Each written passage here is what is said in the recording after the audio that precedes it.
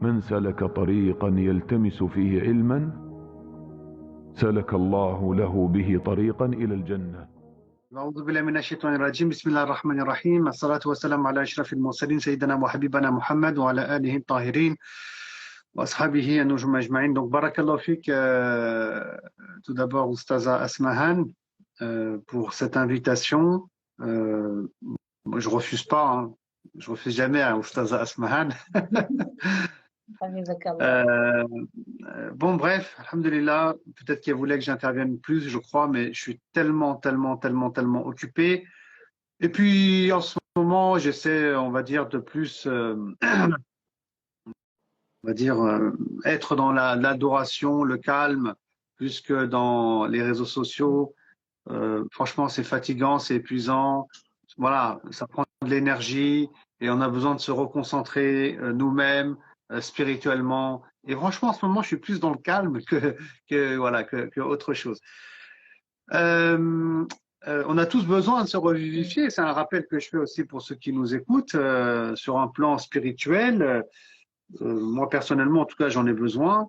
Par conséquent, oui, c'est le Ramadan et moi aussi j'ai envie d'adorer Allah, moi aussi j'ai envie d'être dans mon intimité avec Allah subhanahu wa ta'ala. Bien que il y a des petites vidéos que je mets sur ma chaîne YouTube, mais bon, c'est des enregistrements que j'ai fait un peu avant et alhamdulillah. Ceci étant dit, on va prendre, Inch'Allah ta'ala, je pense une bonne demi-heure, peut-être une bonne demi-heure, 40 minutes max pour l'intervention d'aujourd'hui, pour la simple raison que je suis à Lyon.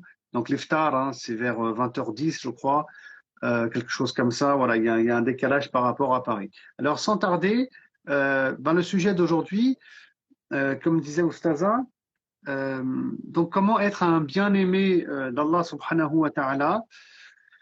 Franchement, oui, c'est ça le sujet, et surtout, quelles sont les conséquences. C'est un point quand même central. Une fois que tu deviens un bien-aimé d'Allah subhanahu wa ta'ala, qu'est-ce qui se passe dans ta vie, quoi? Et ça, je pense que c'est, je vais le souligner, c'est important, tout simplement parce qu'on a un hadith Qudsi qui nous parle de cette thématique. On va aborder le sujet, mais ça reste une facette de la thématique. Parce que, franchement, comment être un bien-aimé d'Allah, on peut écrire un livre facilement sur le sujet, un pavé. Donc, c'est un sujet qui est long. Nous, on va aborder une facette de ce sujet-là, qui va être clair et explicite, Inch'Allah, et suffisant. Ça va être suffisant ce qu'on va dire. Mais voilà, on peut détailler, faire de la recherche dessus, et qu'on soit quand même honnête et qu'on soit clair sur le sujet. Moi, je voulais m'arrêter sur un hadith Qudsi, en fait. Un hadith Qudsi, c'est, pour ceux qui ne savent pas, c'est quand c'est Dieu qui parle, Allah subhanahu wa ta'ala. Donc ce hadith Qudsi, il est authentique et il est rapporté par l'imam al-Bukhari. Et on va expliquer ce hadith, Inch'Allah ta'ala. Et donc, je vais le lire en français directement et le commenter. Vous voyez?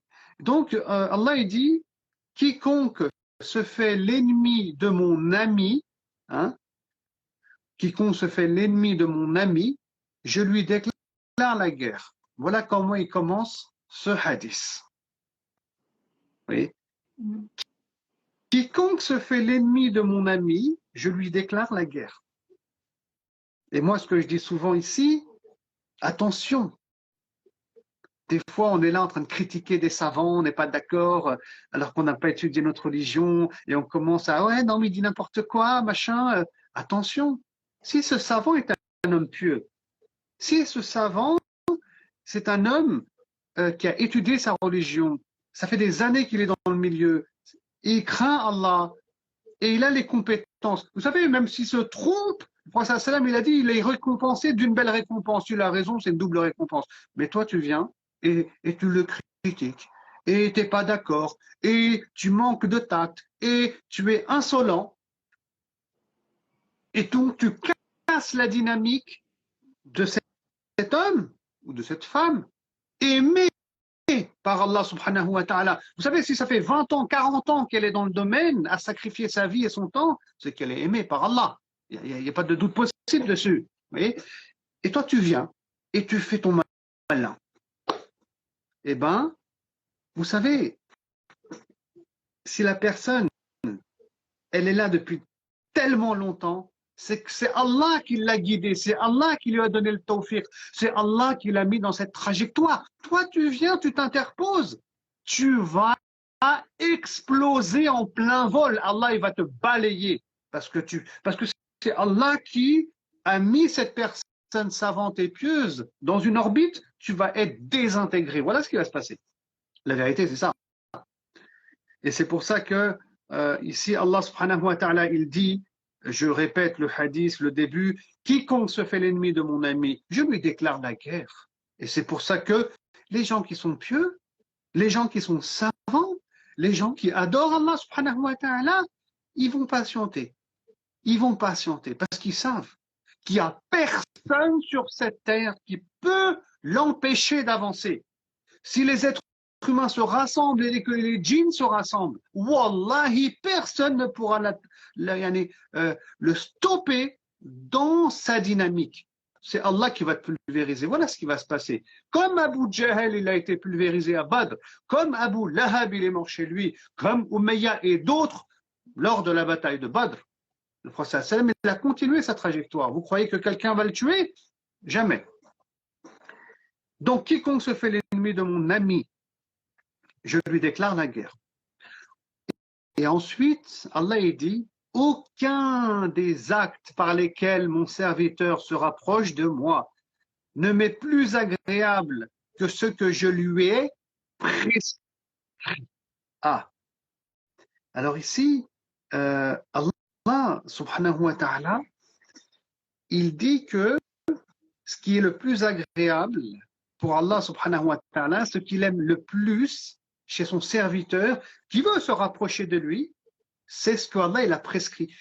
C'est-à-dire ce qui est obligatoire, ce qui est fondamental, nécessaire quand on est un musulman. Oui. Et c'est quoi? Alors, bien entendu, on entend souvent, c'est les actes obligatoires, comme la salat, comme la zakat, etc. Mais c'est une erreur de penser ça. Ça, c'est en partie. Parce que quand on parle de ce que Allah il a prescrit, ce qui est obligatoire, il n'y a pas que l'aspect juridique. Il y a des comportements qui sont aussi obligatoires. Le prophète il dit que celui qui ment, celui qui ne respecte pas l'amana, celui qui trahit le secret ou les engagements, il a dit c'est un hypocrite. C'est des signes d'hypocrisie. Donc c'est des obligations, ce genre de comportement. Et donc ça fait partie de ce que Allah il a prescrit. Vous voyez, Allah il a prescrit des choses dans 3 domaines. On a le droit musulman, on a la spiritualité, j'en ai donné un exemple ici, et puis il y a aussi donc tout ce qui est lié à la foi dans le monde de l'invisible, comme la foi dans les anges, la conscience qu'on doit avoir que ces anges ils sont présents autour de nous, qui nous protègent, qui nous observent, et donc le Coran tout entier, comme vous le savez, le Coran tout entier, on peut le composer en 3 parties.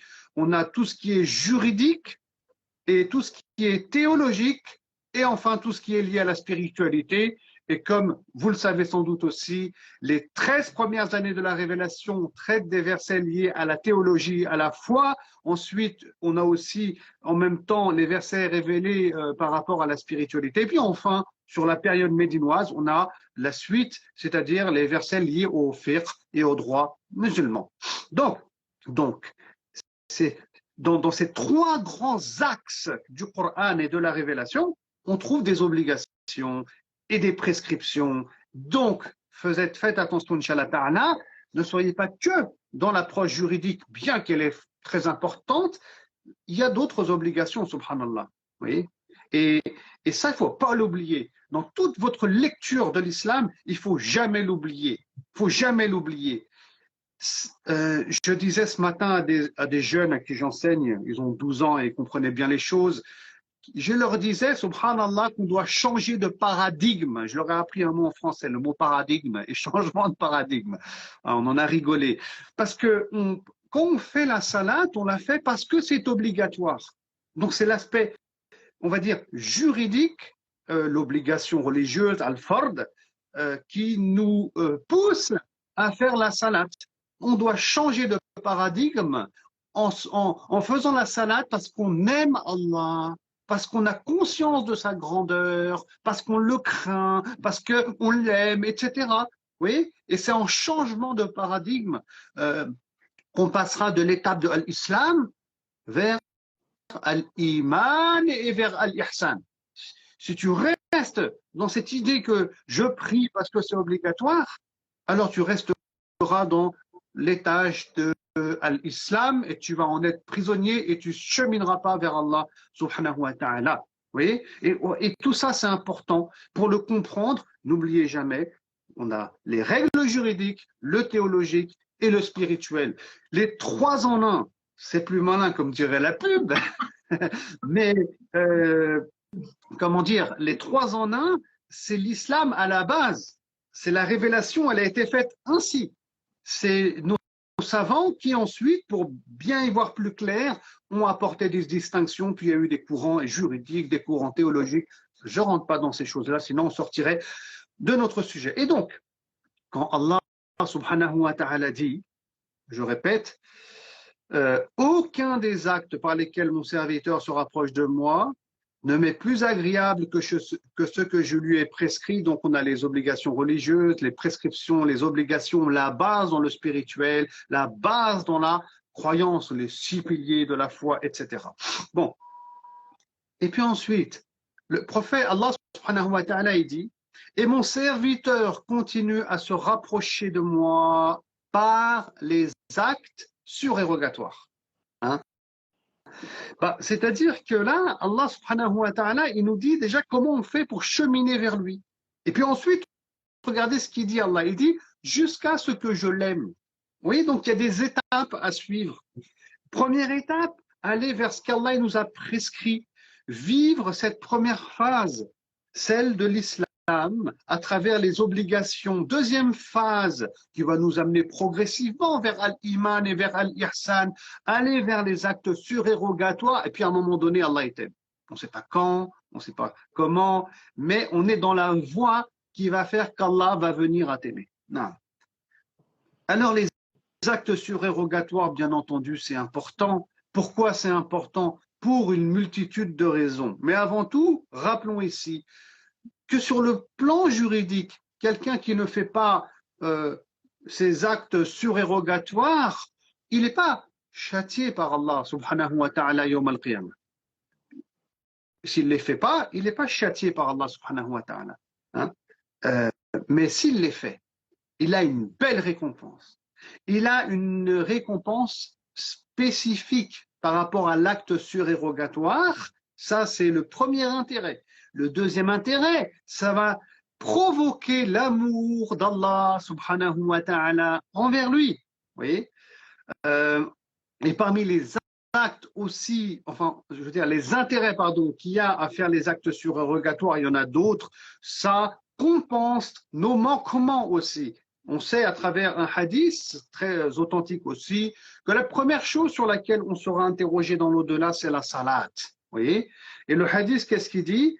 Je vais un peu plus loin. Donc, s'il y a des, comment dire, Allah il dira, c'est un hadith qudsi, voyez si mon serviteur n'a pas à son actif quelques prières surérogatoires pour compléter les manquements de ses actes obligatoires. J'ai pas lu tout le hadith pour pas faire trop long. C'est-à-dire que s'il y a des manquements dans ta prière obligatoire, des fois on l'a peut-être pas fait à l'heure, peut-être que des fois on avait la tête ailleurs, peut-être que ceci, peut-être que cela.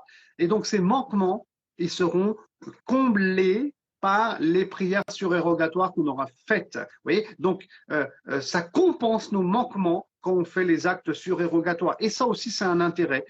Parmi les intérêts aussi qu'il y a, c'est que ça protège nos actes qui sont obligatoires. Vous voyez, comme je dis souvent, vous savez, le shaitan, s'il arrive à nous influencer afin qu'on abandonne la salat, bon, quand il va venir vers toi, si tu faisais des prières surérogatoires, la logique veut que tu vas commencer à délaisser la prière, mais surérogatoire. Parce que tu sais que l'obligatoire, c'est plus important. Oui. Et donc, le temps qu'il a jusqu'à le délaissement de la prière obligatoire chez toi, Shaitan, ça va lui prendre des années peut-être. Ça va être casse-tête, ça va prendre du temps. Vous voyez. Et donc, c'est comme un bouclier finalement, nos actes surérogatoires. Par contre, si tu ne les fais pas, Shaitan, dès qu'il va venir t'égarer, s'il réussit, ben, direct, il t'égare sur les actes obligatoires, ce qui est vraiment problématique pour toi et dans ta relation à Allah subhanahu wa ta'ala. Vous voyez. Et donc, pour récapituler, il est important de faire les actes surérogatoires, tout d'abord parce qu'il y a une récompense qui est spécifique, et les savants ont traité ça. Ensuite, parce que ça va impliquer l'amour d'Allah subhanahu wa ta'ala pour toi, comme il est mentionné dans ce hadith Qudsi. J'ai dit aussi que ça compensait les différents manquements qu'il pouvait y avoir dans les actes obligatoires. Et puis enfin, eh ben, ça préserve nos actes obligatoires. Et qu'est-ce qu'il dit ensuite? Allah subhanahu wa ta'ala, je relis, hein, aucun des actes, il a dit Allah, aucun des actes par lesquels mon serviteur se rapproche de moi ne m'est plus agréable que ce que je lui ai prescrit. Et mon serviteur, il continue, comme ça il monte, il continue à se rapprocher de moi par les actes surérogatoires jusqu'à ce que je l'aime. Ah! Et là, on est sur une voie à suivre pour que Allah y vienne à t'aimer. Et moi, j'aimerais dire ici que le musulman, il ne peut pas inventer sa voie, en fait. Vous voyez? Nous, on est des musulmans, des croyants, on a des convictions, on estime que Allah, il nous a parlé à travers le Coran et que le prophète sallam, il est venu éclairer la voie du Coran à travers un autre type de révélation. Donc, je ne peux pas, moi, inventer ma manière à moi personnelle, comme je le sens, pour me rapprocher d'Allah, parce que ça ne ferait pas de moi un musulman. Le musulman, ben, il est dans un ordre de soumission à la révélation et au divin, vous voyez, donc il suit cette dynamique-là. Et donc ici, Allah, il nous informe. Et c'est pour ça que quand on me pose la question, comment je peux faire pour qu'Allah m'aime, ben voilà, là, tu as la voie à suivre. Et on pourrait ajouter à ça d'autres éléments qu'on va retrouver dans le Coran. D'autres éléments qu'on va retrouver dans le Coran et que j'aimerais citer ici et qui vont venir parfaire cet amour, le compléter, l'agrandir. Vous voyez, de l'hub, on va pas dire à l'ishq, hein, mais bon, on peut être aimé par Allah suite à de multiples actions qu'on va faire. Et il suffit de retourner au Coran pour comprendre ça. Vous savez, dans le Coran, dans plusieurs passages, Allah il nous dit qui il est. Par exemple, dans le verset 195 de la sourate 2, il dit « Inna Allah yuhibbu al-muhsinin » Allah, il aime les gens qui sont bienveillants, les gens qui sont pieux, les gens qui font le bien, les gens qui sont bons, ça veut dire ça, al-muhsinin. Dans le verset 222 de la sourate Baqarah, je cite les références en même temps, Allah il dit « Inna Allah yuhibbu at-tawwabin wal-mutatahhirin » c'est-à-dire ceux qui se repentent et ceux qui se purifient. Oui, il y a ces voies aussi qui mènent à l'amour d'Allah subhanahu wa ta'ala envers toi, mais le croyant qui chemine vers Allah, il essaie de regrouper le tout. Le jackpot, il veut la totale. Vous voyez, comme disait Ibn Qayyim al-Jawziyya, il doit être attentif à tous les éléments, il essaie de faire tout en même temps et d'être dans l'excellence à travers les textes révélés. Bon, ensuite, Allah il dit aussi qu'il aime al-muttaqin, ceux qui ont de la conscience, une conscience, une taqwa leur permettant de distinguer entre le bien et le mal, verset 76 de la sourate numéro 3, Inna Allah yuhibbul muttaqin. Ensuite, Allah il dit aussi qu'il aime, Inna Allah yuhibbu as-sabirin, ceux qui sont endurants, ceux qui patientent. Et ça, c'est le verset 146 de la sourate 3, ceux qui patientent face aux épreuves, dans l'adoration aussi. Oui, en ce moment, on patiente. On patiente à jeûner, on patiente à aller à la mosquée, on patiente à faire tarawih, on patiente à lire le Coran. Inna Allah yuhibbu as-sabirin. Allah, il aime ceux qui sont patients. voyez. Et en faisant d'ailleurs tout ça pendant le jeûne du Ramadan, alors on ajoute à l'obligation ce qu'Allah nous a prescrit, c'est-à-dire le jeûne, on peut rajouter les sadaqas qu'on va faire, les lectures du Coran, tarawih, tout ça, c'est les actes surérogatoires jusqu'à qu'Allah nous aime, encore une fois, vous voyez. Et en plus, on est endurant, on a deux amours, on va dire, de Dieu, on les touche ici, vous voyez. Donc c'est ça qu'il faut essayer d'aller chercher. Et si je fais cette, on va dire, intervention, bah, c'est pour vous dire cela, afin que vous soyez informés et afin que vous soyez dans l'espoir et dans le husn al-zann, dans la pensée positive avec Allah subhanahu wa ta'ala. Soyons dans l'espoir, subhanallah, en ce mois du Ramadan. Les portes du paradis sont ouvertes. Et Allah, je disais, il a dit, Inna Allah yuhibbu at-tawwabin. Allah, il t'aime parce que tu jeûnes, parce que tu es dans le tarawih, tu es dans ce qu'Allah, le surérogatoire. N'écoute pas les gens qui vont dire non, je sais pas quoi, le voile tu l'as mal mis ou là je sais pas quoi. Allah il t'aime. Si c'est le prophète qui a dit ça et le rapport d'Allah subhanahu wa ta'ala. Il ne faut plus écouter les gens. Écoutons Allah ce qu'il dit, le prophète sallallahu alayhi wa sallam ce qu'il dit. Et si aujourd'hui, en plus, tu jeûnes et tu fais les actes surérogatoires, etc., subhanallah, il t'aime, il est en train de te rapprocher de lui. Qu'est-ce que tu veux de plus comme argument et comme preuve qu'Allah il t'aime? Parce qu'on est dans cette voie-là, la voie dont on parle, masha'Allah, la voie des endurants, de la piété, la voie de l'obligatoire, de ce qui est surérogatoire, comme disent, abshirou, voilà. Abshirou, je ne sais pas comment on le traduirait, mais soyez heureux et Inch'Allah Ta'ala, il n'y aura que du khair et que des bonnes nouvelles fit dunya wa la akhira, Inch'Allah. Ensuite, on a le verset 159 de la sourate 3, Ali Imran. Inna Allaha yuhibbu al-mutawakkilin, ceux qui lui font confiance. D'ailleurs, le tawakkul, c'est vraiment le cœur de notre religion en vrai. C'est, comme dit Abu Hamid al-Ghazali, c'est le cœur du tawhid. Le tawhid, l'unicité d'Allah, la foi en l'unicité d'Allah, tout au début, c'était la confiance en Allah. Vous voyez, c'est la base, ça regroupe tout en fait. Hein. Donc Allah, il aime ceux qui placent leur confiance en lui et qu'Allah subhanahu wa ta'ala fasse qu'on place sa confiance en lui comme Ya'qub, il a placé sa confiance en lui lorsqu'il a perdu son fils Youssouf et il l'a retrouvé près de 40 ans après. Vous imaginez? Donc Allah, il aime ça. Vous voyez, il aime voir le croyant agir de la sorte. Et Allah, il aime aussi al-mutahhirin, ceux qui sont propres.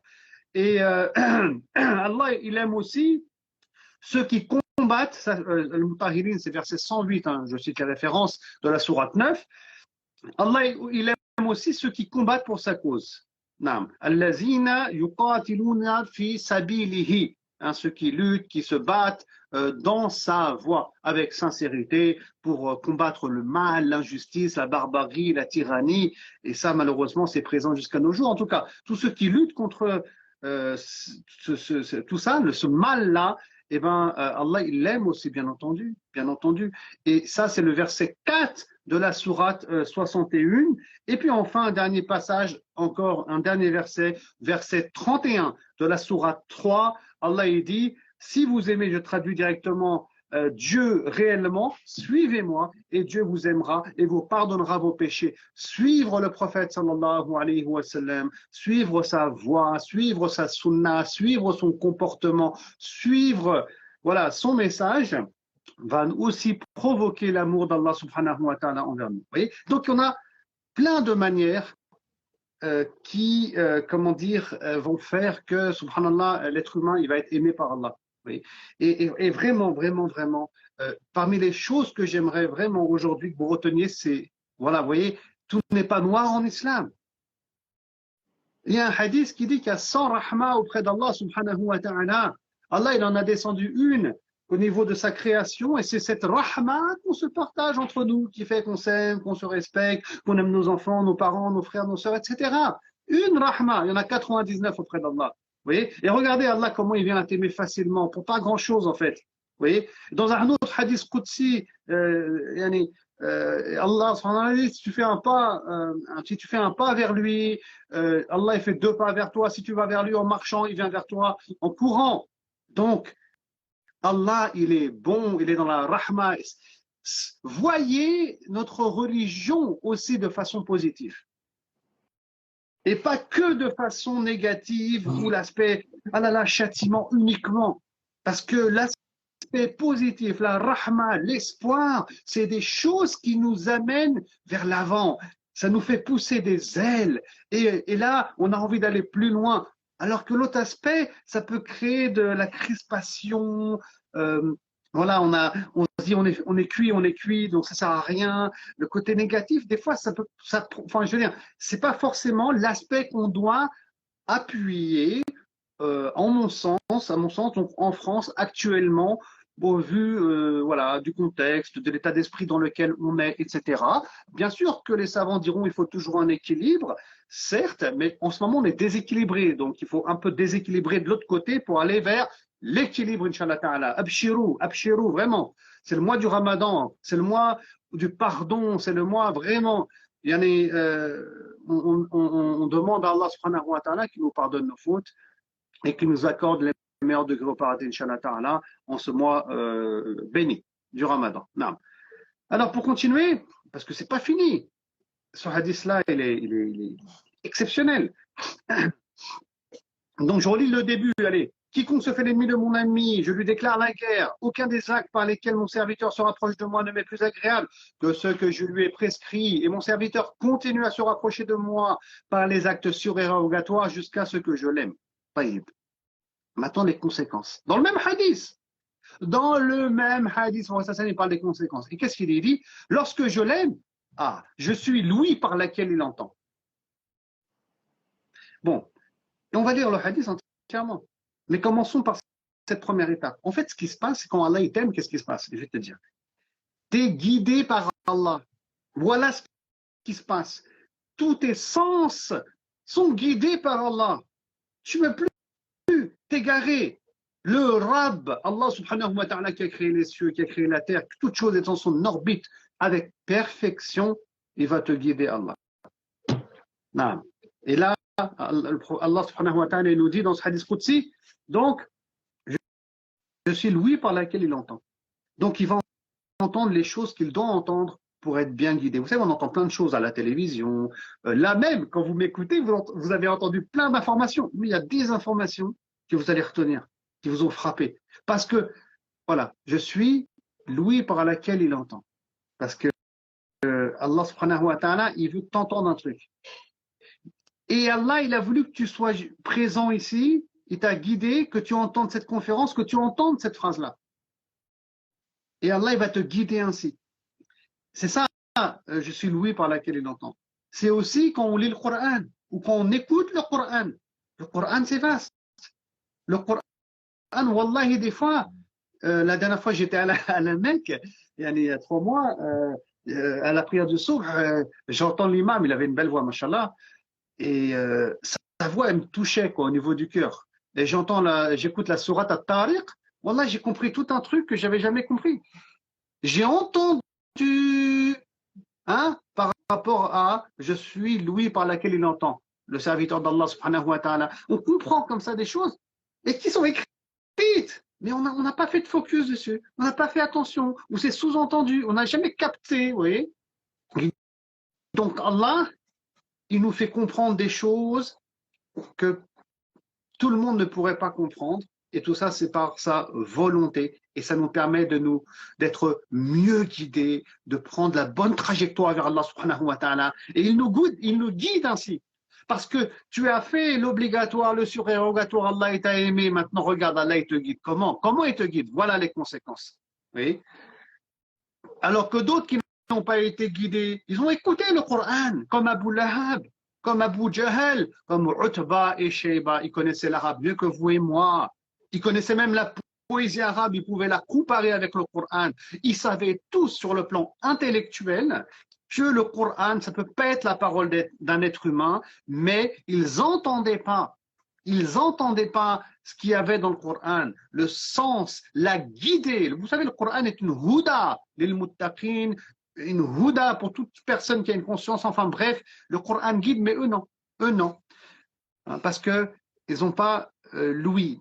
Allah, il a scellé leurs oreilles. Allah subhanahu wa ta'ala nous en préserve. Ensuite, qu'est-ce qu'il dit? Allah subhanahu wa ta'ala, je suis la vue par laquelle il voit.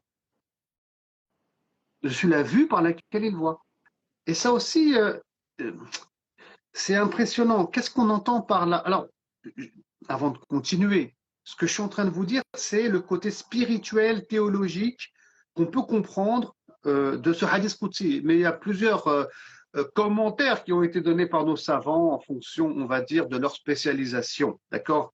Et ça aussi, quand même, je souhaite le dire. Alors, la vue par laquelle il voit, c'est-à-dire qu'il va, comme Youssouf, alayhi salam. Allez, je vais donner un exemple.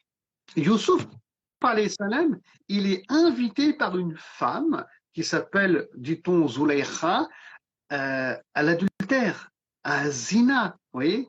Et cette femme, elle insiste, elle est prête, elle se fait belle, etc. Et lui, il est là, on sait à travers les versets révélés que vraiment, il aurait pu succomber en fait. Parce que l'être humain, c'est un être humain, il a un œuf, c'est compliqué. Et Youssouf et les prophètes sont des êtres humains, vous voyez? Mais Allah, il l'a protégé. Lui-même, il a dit Ma'adallah. C'est-à-dire qu'il voit cette femme.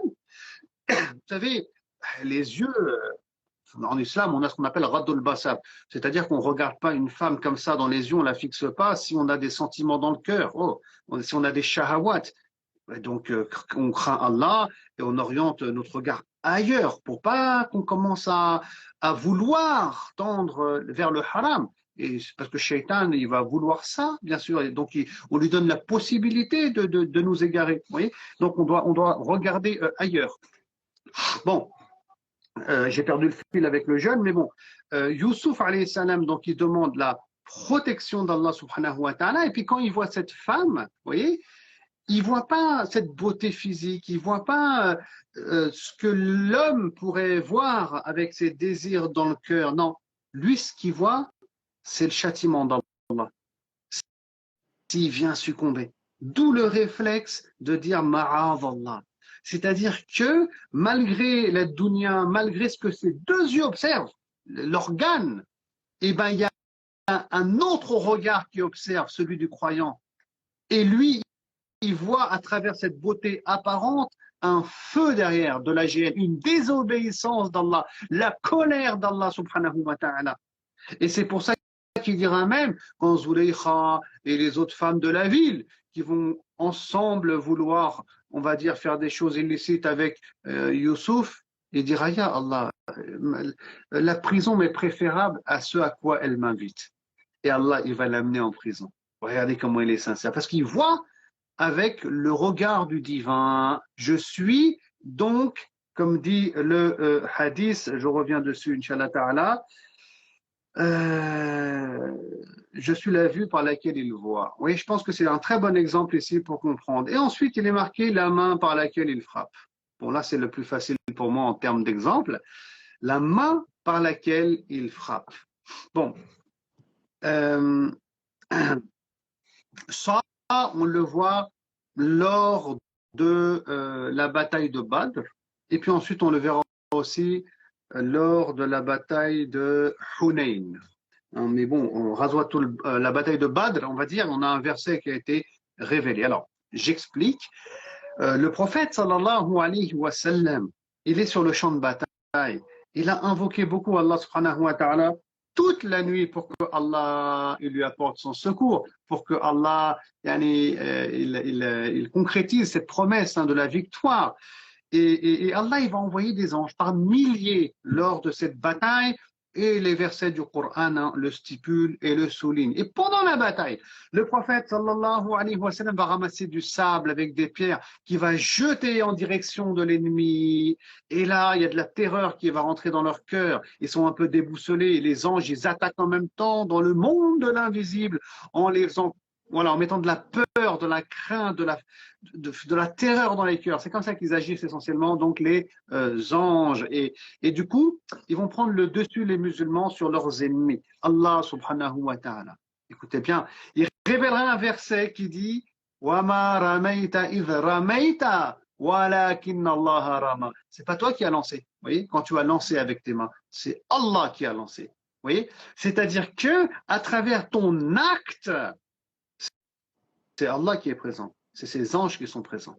Ici, c'est le champ de bataille, mais ça peut être une action associative aussi. Vous voyez, c'est Allah et ses anges qui sont présents à travers ton acte.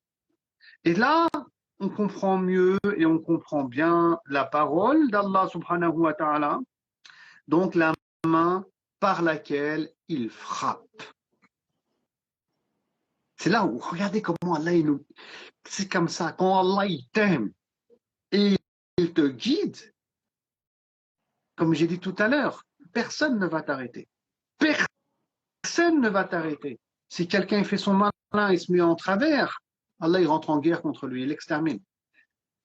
Donc Allah il peut pas, comment, vraiment c'est important pour moi que vous compreniez ça. Les gens ils veulent faire la hijra, partir je sais pas où, des fois dans leur tête pour être bien guidés. Mon frère, si tu veux être bien guidé, suis cette voie. Commence par ça. Après, si tu veux t'épanouir dans un pays musulman, bismillah, tawakkal ala Allah. Mais commence par ça. Pour que tes yeux soient guidés, tes mains soient guidées, sauf si tu n'as pas la foi, bien sûr. Si tu n'as pas la foi, c'est autre chose. Khalas, ma'alesh. On n'est pas tous des croyants, on est musulmans, pas croyants. Mais voilà, vous êtes avertis. Vous voyez. Donc, quand Allah il t'aime, je répète,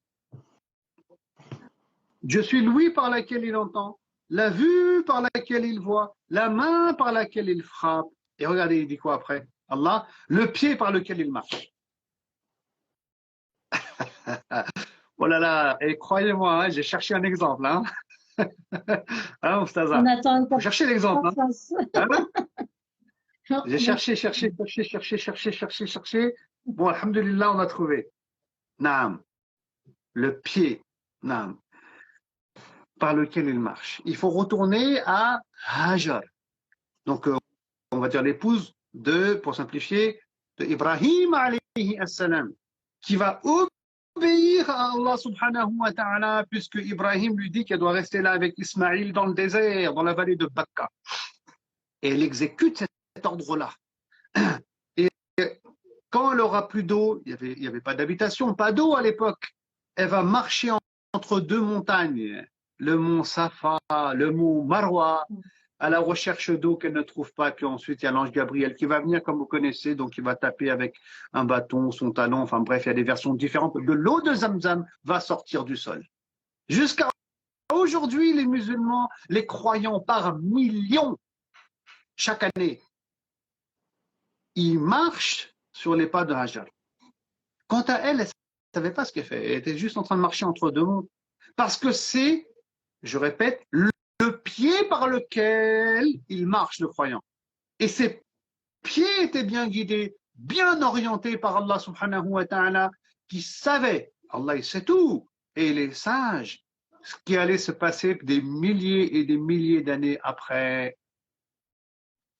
Donc, on voit toute la grandeur et la puissance d'Allah subhanahu wa ta'ala. Et quand, subhanallah, comme il dit Allah, regardez après c'est pas terminé, il dit, s'il me sollicite, je l'exauce. Allahu Akbar. C'est là, mon frère et ma sœur, ta doua, elle devient mustajaba. Ta doua, elle s'alignera avec la volonté d'Allah. Tu deviens un proche d'Allah, un bien-aimé d'Allah. Quand tu lui demanderas, Allah il va t'exaucer. Imagine si en plus de ça, en plus que tu sois à ce degré de spiritualité et de foi, tu te retrouves dans le dernier tiers de la nuit, alors c'est le top. Puisqu'Allah il dit qu'il descend au dernier tiers de chaque nuit et il dit, Allah donc, c'est le prophète qui nous a informé, sallallahu alayhi wa sallam, s'il me sollicite, qui me demande que je lui donne, qui me demande pardon pour que je lui pardonne, vous voyez. Et Allah, il descend comme il le sied, bien entendu, au dernier tiers de chaque nuit. Et si tu es prosterné en même temps, tu es encore plus proche d'Allah subhanahu wa ta'ala. Et donc, si tu veux que des doigts aient un impact fort, un poids très fort, il faut suivre cette dynamique, vous voyez, de cheminement cheminement spirituel pour qu'Allah il vienne à t'aimer. Et là, si tu le sollicites, Allah il t'exauce. Et Allah il dit, s'il implore ma protection, je la lui donne. Je la lui donne. Vous voyez? Et le prophète sallallahu alayhi wa sallam lui-même a été protégé par Allah subhanahu wa ta'ala. Wallahu ya'simuka minan nas. Et Allah te protège des gens. C'est un miracle. Ça, on peut écrire un article facilement sur la thématique de plusieurs pages. D'accord? Et il est incroyable de voir parfois les musulmans comment ils ont peur à notre époque en France. Par rapport aux politiques, par rapport à l'islamophobie, par rapport à je ne sais pas quoi. Alors que comment tu peux avoir peur quand tu as Allah comme allié? Comment tu peux avoir peur quand tu es si bien guidé et qu'Allah t'exauce? Et comme il dit Allah ici, s'il implore ma protection, je la lui donne. Vous voyez? Un vrai croyant, il n'aura jamais peur. Et dans le pire des cas, il meurt, il est tué. On va dire que c'est toujours ça le pire des scénarios, hein, parce qu'il dit la vérité, il condamne ce qui est mal, il est proche des opprimés, des faibles. Dans le pire des cas, tu seras tué. Si tu es tué, tu es martyr. Que demande le peuple?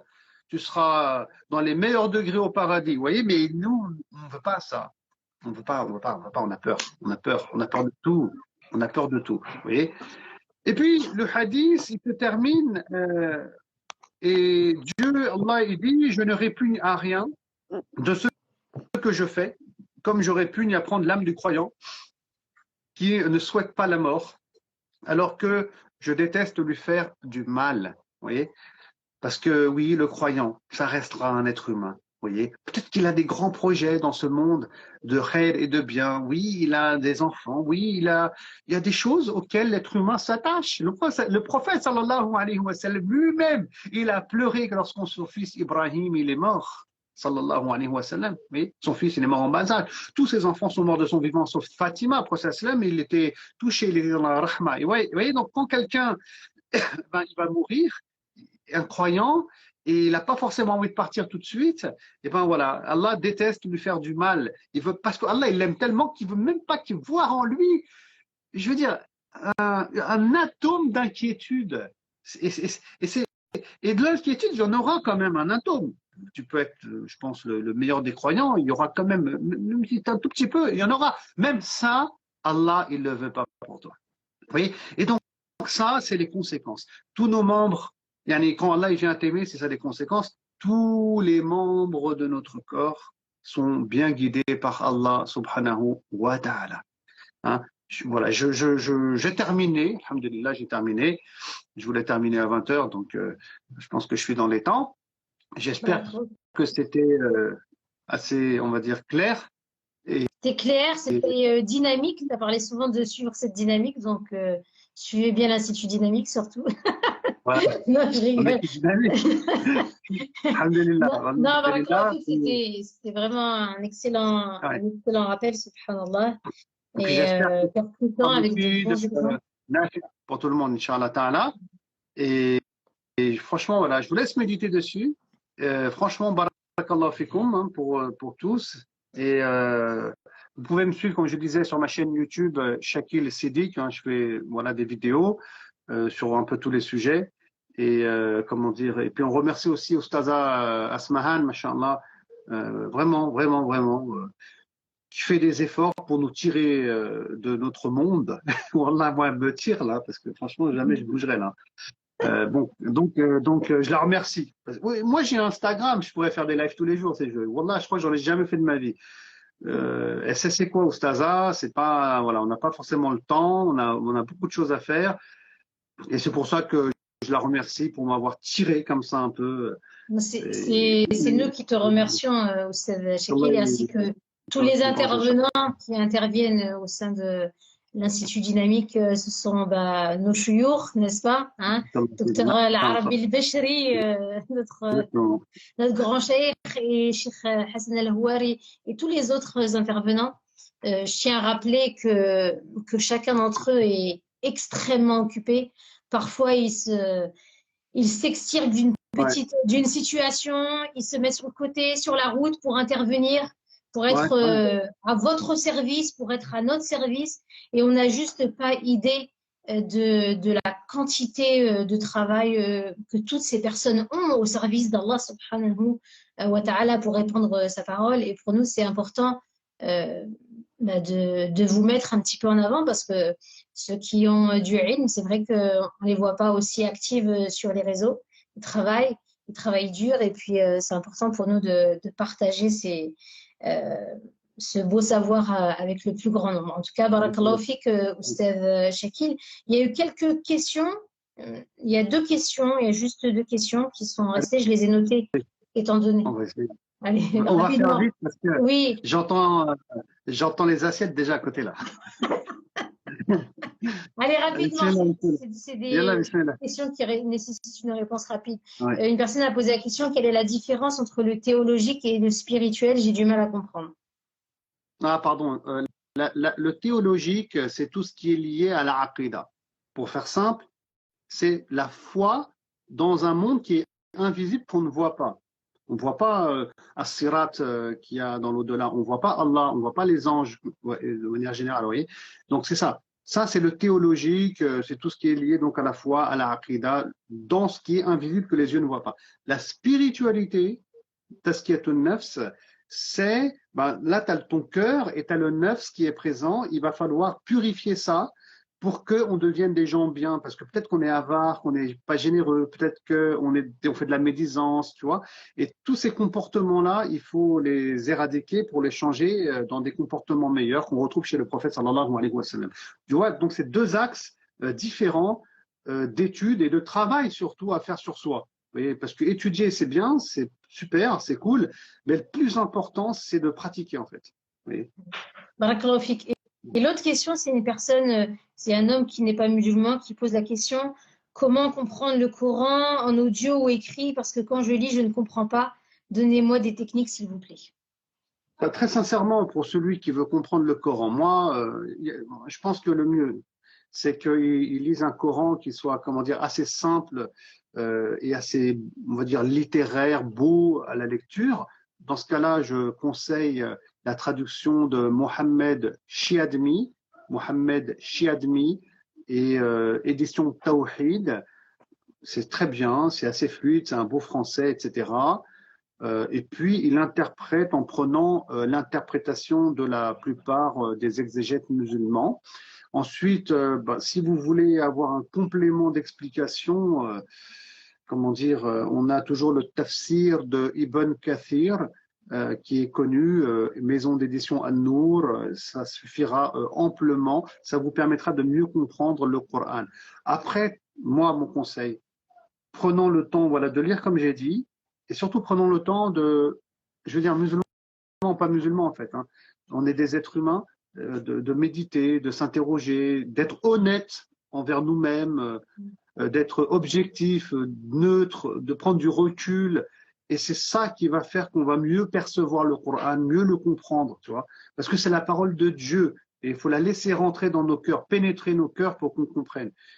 Et pour ça, il faut être, je pense, dans une démarche très sincère, objective, neutre, tu vois. Il faut essayer de travailler de méditation aussi. Au-delà, encore une fois, de la traduction, le tafsir, là, on est dans quelque chose de plus intellectuel, savant, scientifique. Non. Voilà. Écoute, barakallahu fik. Barakallahu fik, Oustaz. Nafa'allahu bika al-ibad. Amin. Beaucoup de doigts pour moi, Inch'Allah Ta'ala. Et les frères et sœurs qui étaient là, qui ont resté, Machallah, jusqu'au bout. Écoutez, merci pour votre présence aussi. Et qu'Allah subhanahu wa ta'ala, il accepte notre jeûne. Et qu'Allah subhanahu wa ta'ala, il nous guérisse. Il y a des malades parmi nous. Et qu'Allah subhanahu wa ta'ala, il nous offre le firdaus. Et qu'Allah subhanahu wa ta'ala nous libère du feu de l'enfer et nous en écarte. اللهم إنك عفو تحب العفو فاعف عنا اللهم إنك عفو تحب العفو فاعف عنا اللهم إنك عفو تحب العفو فاعف عنا ربنا آتنا في الدنيا حسنة وفي الآخرة حسنة وقنا عذاب النار والعصر إن الإنسان لفي خسر إلا الذين آمنوا وعملوا الصالحات وتواصوا بالحق وتواصوا بالصبر سبحان ربك رب العزة عما يصفون وسلام على المرسلين والحمد لله رب العالمين السلام عليكم ورحمة الله